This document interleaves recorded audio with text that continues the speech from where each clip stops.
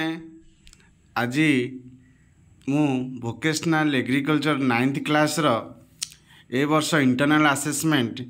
24-25 ओस्ता question आनी ये जो ओस्ता क्वेश्चन कौन कौन सब आसीला से सब क्वेश्चन गुड़िक 30 मार्क तुम क्वेश्चन 30 मार्क परीक्षा है फुल मार्क कौन कौन सब क्वेश्चन आसला से क्वेश्चन गुड़िक डिस्कसन करुच्ची तुम मैंने देख पीरियडिक टेस्ट पिला माने कौन अच्छी फल एवं पनीपरिया उत्पादन रे भारतर स्थान से कहूँ फल उत्पादन रे भारत स्थान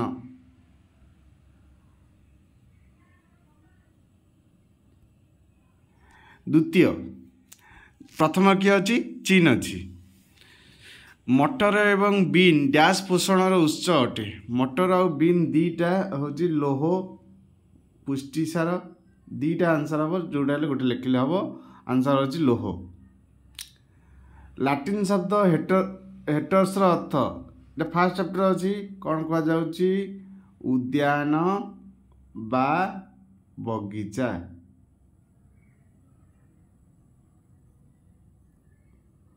फ्लोरस अर्थ फ्लोरिकल्चर बा फ्लोरस अर्थ कौन ना फूल फूल चाष कौन कह फ्लोरस खरीफ फसल को आउ कौन कहुच्छी पे खरीफ फसल केवे आरंभ हो जून मसरू कहुच्छी वर्षा दिनिया फसल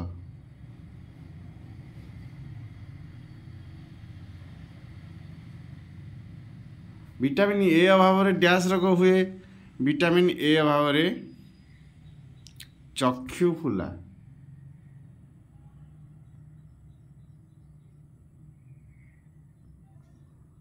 चक्षु फुला रोग हुए जीवन काल भित्ति फल और पनीपरिया को डैश भाग में विभक्त करा तीन भाग फूलकोबीर खाद्य रूपे व्यवहार अंश को डैश कह जाए फूल फुटिबार पूर्वावस्था फूलकोबीर आम कौ अंश को खाऊे फूल माने फूल ही खाऊे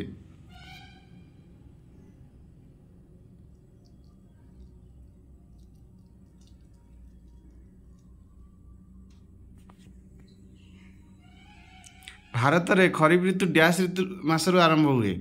भारत में खरीफ ऋतु केबे आसची जून 7 उद्यान कृषि केतोटी शाखा अच्छी केतोटी 4टी शाखा अच्छी तापर पे मल्टीपल असेसमेंट दुईटी रबी ऋतुर फसलर नाम लिख कौन रबी ऋतु मटर मूला भेंडी उत्पादन रे भारतर स्थान भेंडी उत्पादन भारतर स्थान प्रथम रबी फसल क्या कह जाए रबी फसल केबे आरंभ हुए अक्टोबर 7 रु आरंभ हो फेब्रुआरी 6 तारीख पर्यंत रही था ताहाकू रबी फसल कह जाए नेक्स्ट देजी गोटे ऋतु किंबा गोटे वर्ष किंबा गोटे ऋतु जीवन काल थी गच कौन कह जाए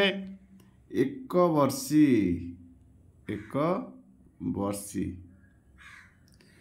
शरीरर विभिन्न अंश को अम्लजान परिवहन करुवा पोषक को कौन कह जाए कौ पोषक ये करुच्ची लोह लोह कौन करे शरीर विभिन्न अंश को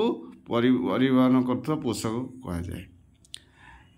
तालीम पद्धति कौन तालीम क्या कह ना कौन सी गछ को बिना आश्रय किछिटा अंश काटी ताकू किंबा किछि अंगर द्रुत बुद्धि घटाई एक निर्दिष्ट आकार परिणत करिया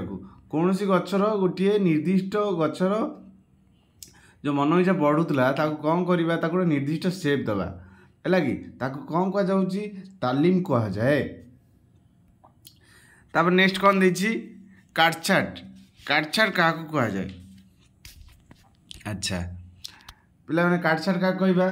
गछर थिबा प्राणरस बा जीवन शक्ति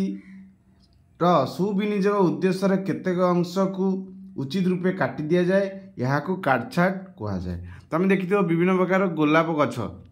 जिते तार फूल दे सारा कौन करा जाए एमती काटी दि जाए। काटिदेले कौन होची एमती काटिदेले आउ थे नुआ फूल आसूची है कि आउ थे कौन हो गचर भारसाम्य रक्षा होची सेथिपाई काटछाट करा जाए। 2 वार्षिक फसल क्या कहुए जो पनीपरिवार जीवन काल 2 वर्ष बा 2टी ऋतु यथा पियाज गाजर मूला यही को कहुच्छी 2 वार्षिक फसल जार जीवन काल 2 वर्ष बा 2टा ऋतु। लाटिन शब्द पोमोर अर्थ कौन? पोमोर अर्थ कौन? फल।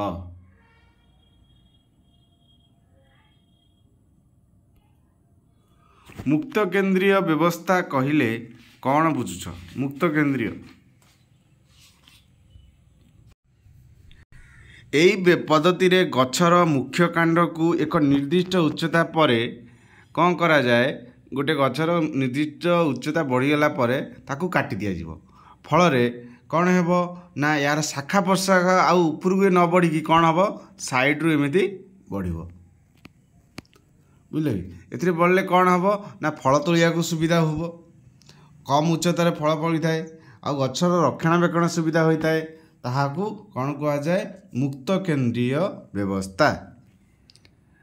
अच्छा पिला माने तमरो एई जहाँ जहाँ क्वेश्चन आसला सब मुझे डिस्कसन करदेली। एस्पिरेशनल कंपोनेंट होची विभिन्न उद्यानजात फसलर पत्र संग्रह करी ताको एक चार्ट पेपर लगे तार नामकरण करिवो किंबा एक चार्ट पेपर विभिन्न प्रकार फल पनीपरिया चित्र संग्रह करी अठ साहाय्य लगाई एक तालिका प्रस्तुत कर है। ताले मु जहाँ जहाँ क्वेश्चन आसला ओस्तार क्वेश्चन जो 24-25 सब डिस्कसन करदेली। समस्त को मो चैनल जो मैंने देखुं समस्त को धन्यवाद। Thank you. Welcome to my channel.